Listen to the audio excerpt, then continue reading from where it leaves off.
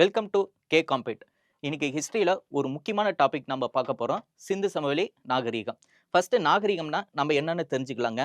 நாகரிகம் civilisation. Civilisation வந்து Latin மொழியிலிருந்து சிவிஸ் அப்படின்ற வார்த்தையிலிருந்து தாங்க வந்தது. சிவிஸ்னா என்ன அர்த்தம்னா நகரம் என்பது பொருள். அப்போ நம்மளுடைய நாகரிகம் ஒரு நகர நாகரிகம் தான் ஒழிய கிராம நாகரிகம் கிடையாது. ஃபர்ஸ்ட் நாகரிக மக்கள், இந்த திராவிட மக்கள் முதல்ல ஏன் ஆற்றங்கரையில தங்கணும்? ஏன்னா நம்மளுடைய நாகரிகம் உங்களுக்கே தெரியும், ஆற்றங்கரையில இருந்து தான் ஸ்டார்ட் ஆச்சு. ஏன் வந்து நதிக்கரையில தங்கணும்? அங்கதான் வேளாண்மை பண்ண முடியுங்க. அங்கதான் அலுவியல் சாயல், அதாவது வண்டல் மண் இருக்கு. அது அக்ரிகல்ச்சருக்கு ஒரு சூட்டபிளான ஒரு சாயிலுங்க. அது எல்லா கிராப்ஸையும் நம்ம ப்ரொடியூஸ் பண்ணலாம். வீட்டு, பார்லி, ரைஸு, இந்த மாதிரி எல்லா கிராப்ஸையும் நம்ம ப்ரொடியூஸ் பண்ணலாம். அங்கிருந்து தான் அவங்களுடைய நாகரிகம் ஆர்ஜின் ஆச்சு. அவங்களுடைய வாழ்வாதாரம், பொருளாதாரத்தை இன்க்ரீஸ் பண்ணாங்க. அந்த மாதிரி ஒவ்வொரு நாகரிகமும் நதிக்கரையில தான் தோன்றுச்சு. நம்மளுடைய நாகரிகம் தான் உலகத்திலேயே முதல் நாகரிகமா கிடையவே கிடையாதுங்க. மொத்தம் 4 நாகரிகம் இருக்கு.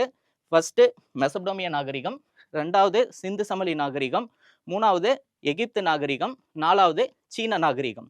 அதுல மிக பழமையான நாகரிகம் மெசபடோமிய நாகரிகம் தாங்க. இங்க வாழ்ந்த மக்கள் சுமேரியர்கள். உலகில் தோன்றிய முதல் எழுத்து வடிவம் சுமேரியர் எழுத்து வடிவம் தாங்க. இங்க இருக்கக்கூடிய முக்கியமான சிட்டி பாபிலோனியா சிட்டி. இந்த பாபிலோனியா சிட்டி சில ஆய்வாளர்கள் வந்து நிறைய அவங்களுடைய கருத்துக்களை சொல்றாங்க. நம்மளுடைய ஐவிசியோடைய கம்பேர் பண்றாங்க. இந்த 4 நாகரிகத்திலையும் முதல் திட்டமிடப்பட்ட நகரங்கள் எது அப்படின்னா நம்மளுடைய ஹரப்பா நாகரிகம் தாங்க. ஏன் அப்ப ஹரப்பா நாகரிகம் சொல்றேன்னா, முதலா ஹரப்பாவை கண்டுபிடிச்சதுனால இதை நம்ம ஹரப்பா நாகரிகம் சொல்றோம். உலகத்திலேயே அதிக பரப்பளவு கொண்ட ஒரே நாகரிகம் நம்மளுடைய சிந்து சமவெளி நாகரிகம் தாங்க. இந்த நாகரிகம் எங்கெங்கெல்லாம் பரவுச்சு? ஆப்கானிஸ்தான், பாகிஸ்தான், நம்மளுடைய இந்தியாவில் அதாவது குஜராத், ஹரியானா, பஞ்சாப், மகாராஷ்டிரா, யூபி, இந்த மாதிரி இடங்கள் எல்லாம் பரவுச்சுங்க. இப்போ நம்ம அதை பற்றி தான் ஒன் பை ஒன்னா நம்ம பார்க்க போகிறோம். சிந்து சமவெளி நாகரிகத்துடைய first urbanisation phase in India. ஏன்னா நான் முதலே சொல்லியிருக்கேன், இது ஒரு நகர நாகரிகம் தான். இதை நகர நாகரிகம் சொல்லிட்டு முதல்ல உறுதி செய்தவர் யாருன்னா sir Mortimer wheeler. Sir Mortimer wheeler இதோடு மட்டும் தொடர்பு இல்லைங்க. அவரு புதுச்சேரியில் உள்ள அரிக்கமேடுன்னு இருக்கிற ஒரு ஆய்விடத்தோட தொடர்புடையவர். North western region of Indian subcontinent including parts of present day of Pakistan. நான் முன்னாடியே சொல்லியிருந்த பாகிஸ்தான்ல தான் நம்மளுடைய நாகரிகமே ஆரிஜின் ஆச்சு. ஆப்கானிஸ்தான், பாகிஸ்தான்ல அதிகமான இடங்கள் வந்து என்னன்னா பரவி இருக்கு. உலகில் தோன்றிய மொத்தம் எத்தனை நாகரிகங்கள் இருக்கு? 4 நாகரிகங்கள் இருக்குங்க. அதை நம்ம ஒன் பை ஒன்னா நம்ம பார்ப்போம். ஃபர்ஸ்ட் மெசபடோமியா நாகரிகம், 2வது சிந்து சமவெளி நாகரிகம், 3வது எகிப்து நாகரிகம், 4வது சீன நாகரிகம். ஒவ்வொரு நாகரிகத்துக்கும் ஒவ்வொரு காலங்கள் இருக்கு. ஒவ்வொரு நாகரிகமும் எங்க ஸ்டார்ட் ஆச்சு? நதிக்கரையில தான் ஸ்டார்ட் ஆச்சு. அதை நம்ம பார்ப்போம். மெசபடோமிய நாகரிகத்துடைய காலம் 3500 டு 2000 பிசி. எந்த நதிக்கரை? Euphrates and Tigris. சிந்து சமவெளி நாகரிகம் C14. இந்த C14 கார்பன் டேட்டிங்னா காலங்கள் நம்ம எல்லாத்தையுமே கீழடியில் இருக்கக்கூடிய பொருட்களாக இருந்தாலும் சரி, நம்ம ஆய்விடத்தில் கிடைக்கக்கூடிய பொருட்களாக இருந்தாலும் சரி, அதோடைய காலத்தை நம்ம எதை வச்சு கணக்கிடுறோன்னா இந்த C14 கார்பன் டேட்டிங் மெத்தட் படி தான் நம்ம கணக்கிடுறோம். C14 படி 3300 டு 1900 பிசி. எகிப்து நாகரிகம் 3100 டு 1100 பிசி. சீன நாகரிகம் 1700 டு 1122 பிசி.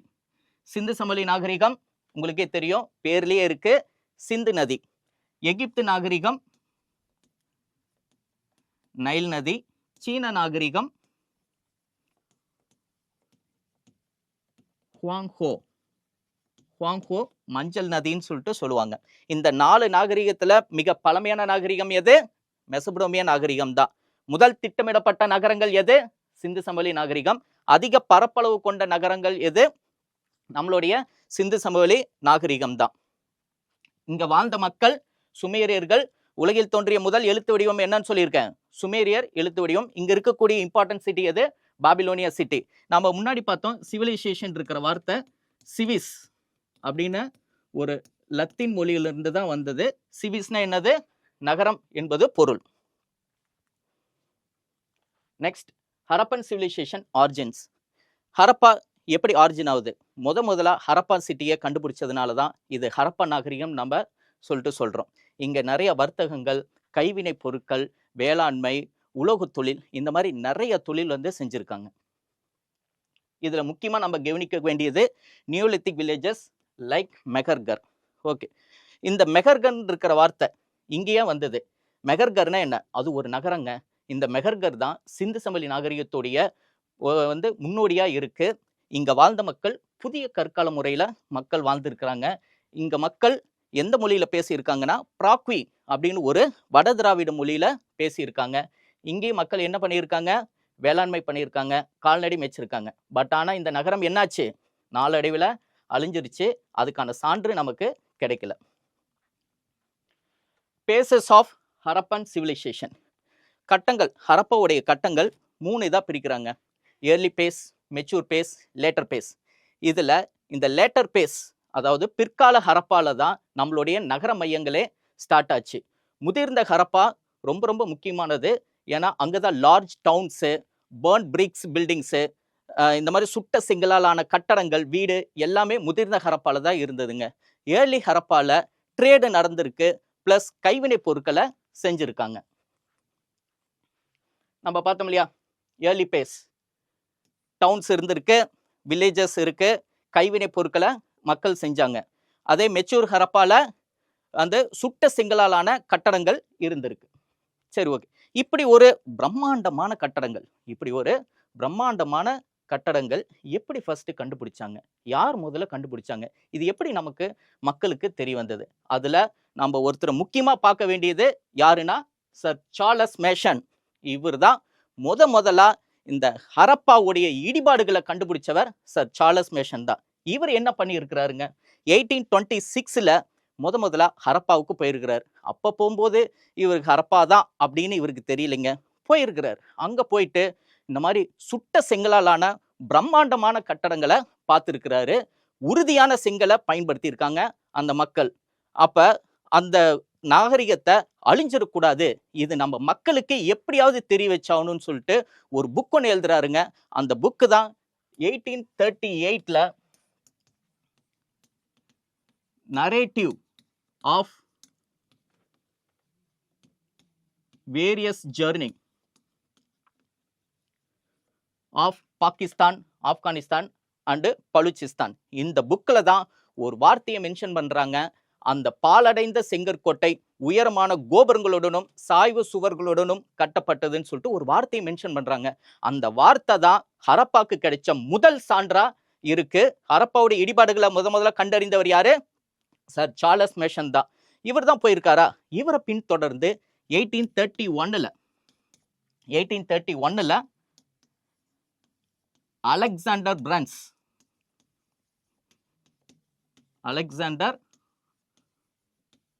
பிரன்ஸ் இவரும் ஃபாலோ பண்ணி போயிருக்கிறாருங்க. இவர் எந்த இடத்துக்கு போயிருக்கிறாருன்னா அம்ரி அப்படின்னு ஒரு இடத்துக்கு தான் போயிருக்கிறாரு. அம்ரியும் பாகிஸ்தான்ல தான் இருக்கு.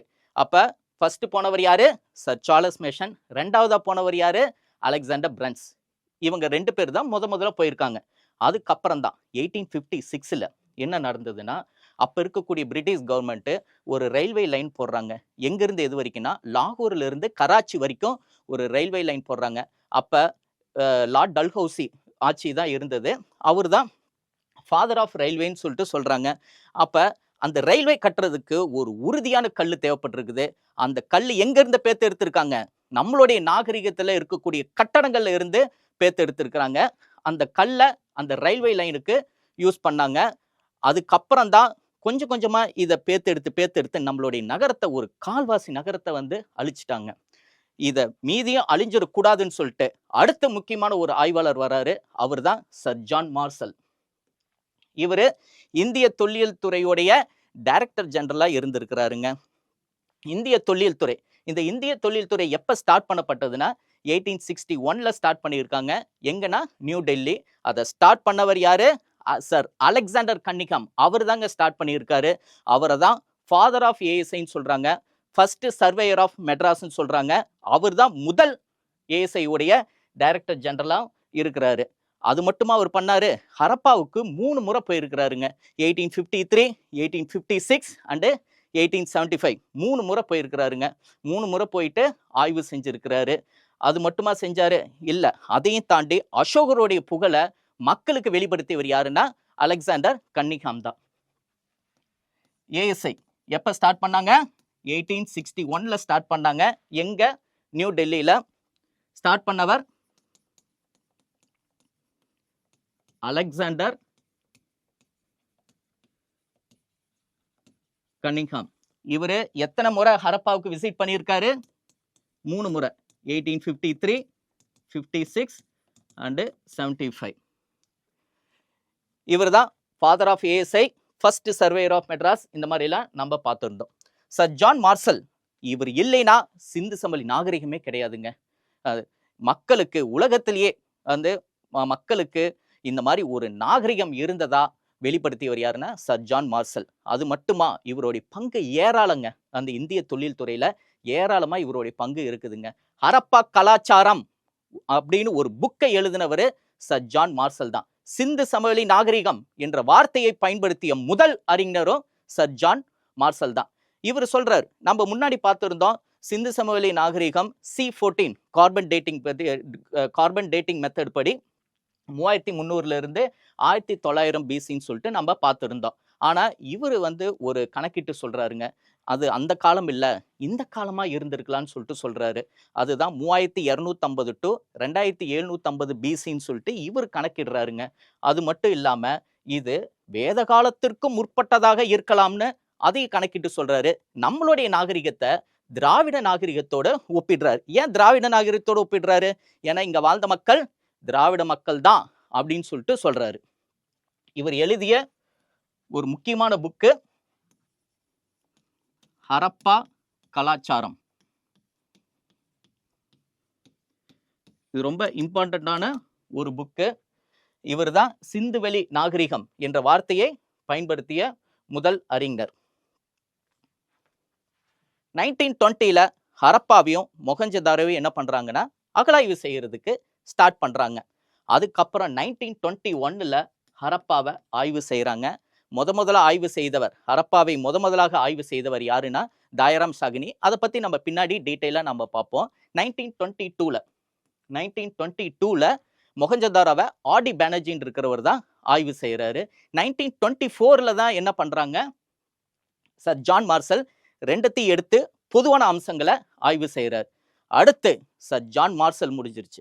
அதுக்கப்புறம் முக்கியமான ஒரு ஆய்வாளர் வராரு 1940ல, சர் மார்ட்டிமர் வீலர்.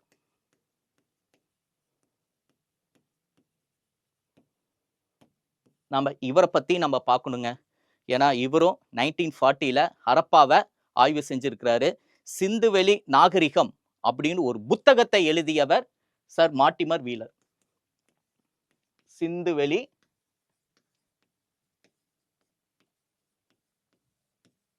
நாகரிகம் அந்த புத்தகத்தை எழுதியவர் சர் மார்ட்டிமர் வீலர். இவர் தான் நம்மளுடைய நாகரிகத்தை பார்த்து இது ஒரு நகர நாகரிகம் தான் சொல்லிட்டு உறுதி செய்தவரும் சர் மார்ட்டிமர் வீலர் தான். அப்ப நம்ம இந்த ஸ்லைட்ல என்னென்னலாம் பார்த்துருக்கோம்?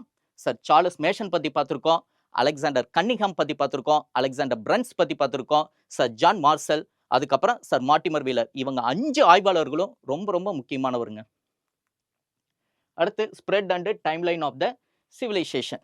ஓகே, நம்மளுடைய சிவிலைசேஷன் எந்த காலத்திலிருந்து எந்த காலம் வரைக்கும் பார்த்தாச்சு. 3300ல இருந்து 1900 பிசி வரைக்கும். அதே சர் ஜான் மார்சல் என்ன காலம் குறிப்பிடுறாரு?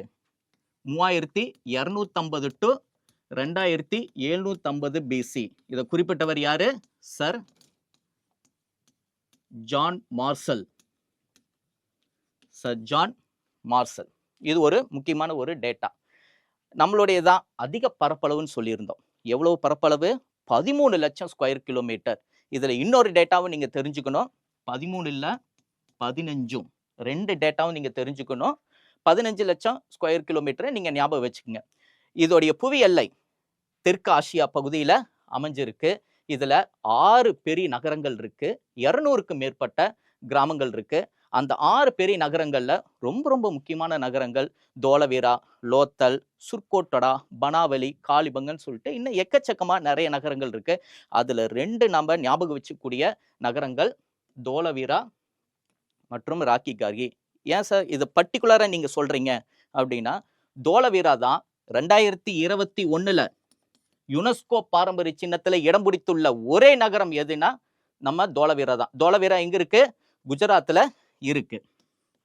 ரெண்டாவது ராக்கி கார்கி. ராக்கி கார்கி ஹரியானால இருக்கு. இங்க நம்மளுடைய மத்திய அரசாங்கம் ஒரு மிகப்பெரிய மியூசியம் கட்டிட்டு இருக்காங்க. அந்த மியூசியம் மட்டும் கட்டி முடிச்சாங்கன்னா இதுதான் உலகத்திலேயே மிகப்பெரிய தொல்லியல் அருங்காட்சியகமா இருக்க போகுது. அதனால இந்த 2 நகரமும் ரொம்ப ரொம்ப முக்கியமானது. நம்மளுடைய நாகரிகம் எதுல இருந்து எது வரைக்கும் பரவி இருக்குன்னு சொல்லியிருந்தேன்.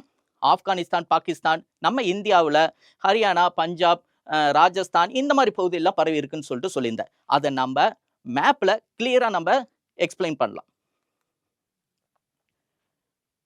பாருங்க,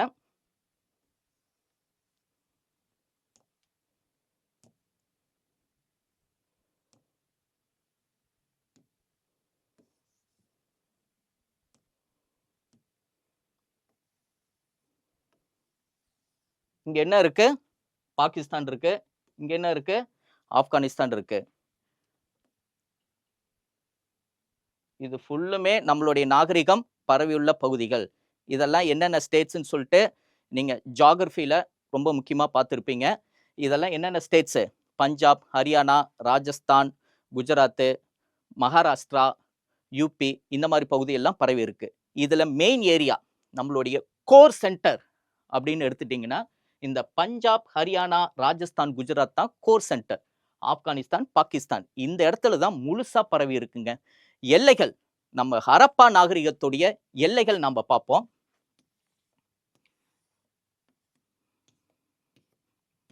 நார்த்ல சார்ட்கை, சவுத்துல டைமாபாத் வரைக்கும் பரவி இருக்குங்க. வெஸ்ட்ல சுட்க ஜாண்டர், ஈஸ்ட்ல ஆலம்கீர்பூர். சாட்கை எங்க இருக்கு? ஆப்கானிஸ்தான்ல இருக்கு. சுட்க ஜாண்டர் எங்க இருக்கு? பாகிஸ்தான்ல இருக்கு. ஆலம்கீர்பூர் எங்க இருக்கு? யூபியில இருக்கு. டைமாபாத் எங்க இருக்கு? மகாராஷ்டிரால இருக்கு. இது எல்லாத்தையும் கனெக்ட் பண்ணி பாருங்க. எப்படி இருக்கு? ஒரு முக்கோண வடிவத்தில் இருக்கா? அப்ப நம்மளுடைய நாகரிகம் எந்த வடிவத்தில் இருக்கு? ஒரு முக்கோண வடிவத்தில் இருக்கு. இவ்வளவுதாங்க ஐபிசி. நம்ம இது வரைக்கும் என்னென்னலாம் பார்த்துருக்கோம்? ஹரப்பாவுடைய இடிபாடுகளை பார்த்துருந்தோம். Sir Charles Masson, Alexander Cunningham, Burnes, sir John Marshall, Mortimer Wheeler பற்றி பார்த்துருந்தோம். ஒரு ரயில்வே லைனு போட்டாங்க, அதுலேருந்து செங்கல் எல்லாம் பேத்தெடுத்து இதில் வந்து யூஸ் பண்ணாங்க. இதெல்லாம் பார்த்துருந்தோம். Early phase, later phase, mature phase எல்லாம் வந்து நம்ம பார்த்துருந்தோம். நம்மளுடைய நகர மையங்கள் பார்த்துருந்தோம். எங்கெங்கெல்லாம் பரவி இருக்குன்னு சொல்லிட்டு நம்ம பார்த்துருந்தோம். ரிமைனிங் டாப்பிக்கை நம்ம நெக்ஸ்ட் கிளாஸில் பார்ப்போம். தேங்க்யூ.